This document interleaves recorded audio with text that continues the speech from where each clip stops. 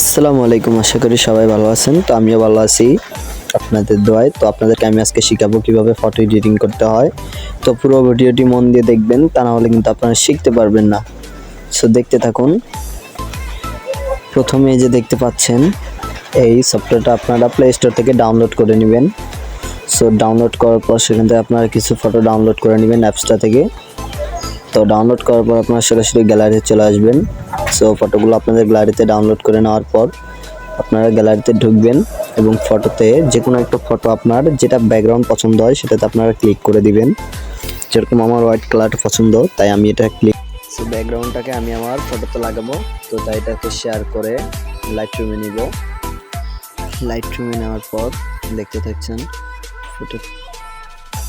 তারপর ওই যে কোণাতে 3 ডট একটা লেখা দেখতে পাচ্ছেন, সো ওটাতে ক্লিক করে দিবেন।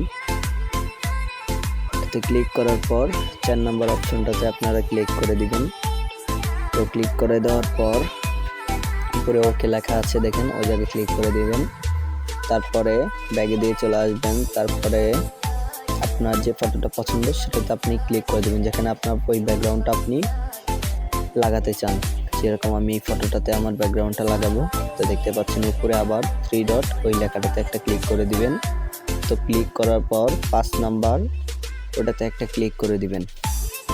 5 নাম্বারে ক্লিক করার পর দেখতে পাচ্ছেন আমার ফটোটার ব্যাকগ্রাউন্ডটা পুরো চেঞ্জ হয়ে গেছে। সো আমার ফেসটাও দেখতে পাচ্ছেন পুরো ক্লিন।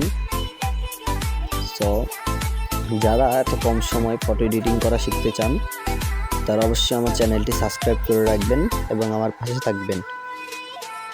আর ভিডিওটি ভালো লাগলে একটা লাইক করে দিবেন। আসসালামু আলাইকুম, সবাই ভালো থাকবেন। ভিডিওটি দেখার জন্য ধন্যবাদ।